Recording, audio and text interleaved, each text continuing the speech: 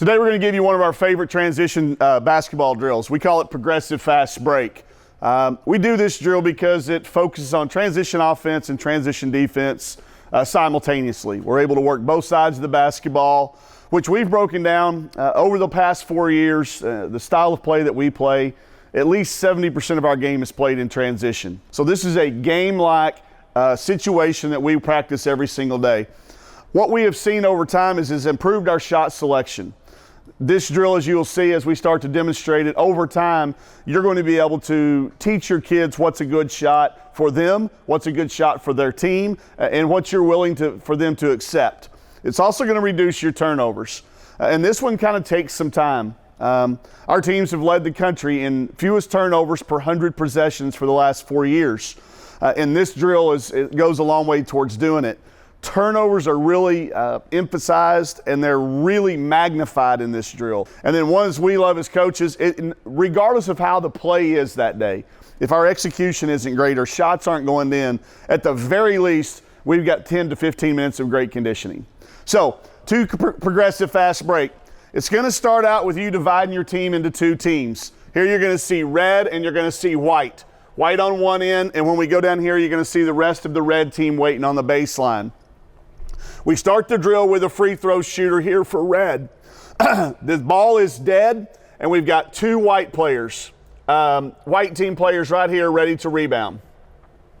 This is a timed and scored drill. Bailey shooting the shot here. If she shoots this and gets it, we're going to give her 1 point for the free throw. A common thing you need to tell your kids in this drill, once you're in the drill, you stay in the drill. So this little session, you're going to see these three people here in the drill for 5 consecutive trips. We're going to be adding players from the side, and I'll show you all that as we get to it. Bailey makes the free throw. So this is 1 point red. Bailey quickly turns and goes, and we're going to go in this direction in a 2-on-1 situation. So we're in an advantage situation offensively. You only, in the half court, get the number of passes as there are defenders. So Malika and Sid going down in transition here. Once we get across half court, have 1 pass to create their shot. Because in a real life situation, you don't have time to rebound and pass back and forth between a number of players because there's more defense coming. In transition, we love layups and we love threes. We love those. We kind of like an open 2 and we kind of like getting fouled. But when we're in an advantage situation, we want a clean layup or a kick out 3. This is another point, a teaching point that's helped us over the years become one of the top 3-point shooting teams in the country. Here you're going to see Mal draw Bailey and kick out. This example is also going to give us another example of a great rule here. In the 2-on-1 situation, we want Bailey to be able to contest that shot as hard as she can, which she does a great job contesting. The rule is, again, since it's 2-on-1, the white team only gets 1 chance at an offensive rebound. They can't just continually be rebounding and trying to stick it back in. So this is not only the number of passes, but the number of rebound attempts they're going to get. And here you're going to see, as expected in a 2-on-1, Mal should get the rebound. By rule, we don't allow her to score because we know there would be more red people coming down and probably would keep her from, if not only getting the rebound, surely taking the contested shot.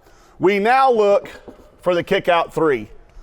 After an offensive rebound is a tremendous time to locate a kick out 3-point shooter. So here's where the drill starts. Now you see 2 red players coming from the baseline, going with Bailey, who was already in the drill. So now we're going this direction in a 3-on-2 situation. So that immediately tells us a couple of things. This is going to give us number of passes, and then also how many times we can offensive rebound. Okay, so we get 2 offensive rebounds when we go 3-on-2. We're looking at pace, we're looking at tempo. We throw ahead.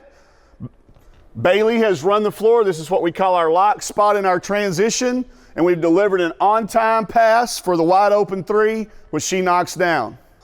So now the other player has come off the baseline here for white, and now we are in a 5-on-5 situation that we've built up in our progressive fast break number.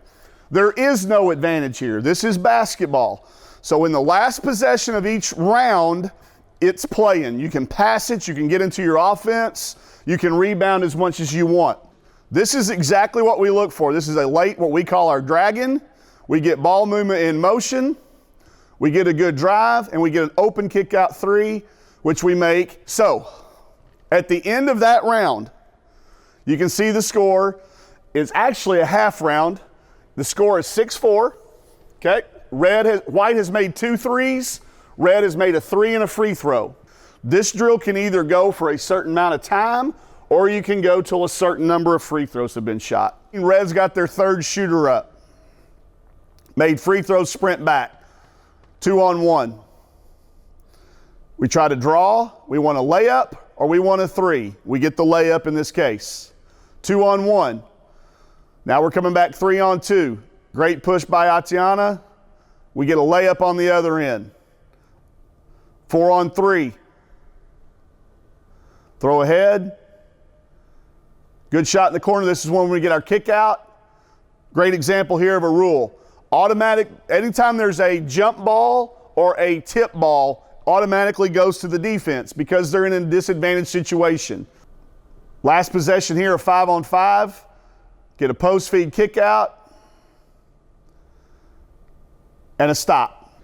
If you do progressive fast break over a period of a week, what you're going to start to see with your team is them talking to each other. You'll see the coaches not as often having to come together. I can tell you right now, these guys right here are talking, saying to each other, hey, make the next pass that possession before.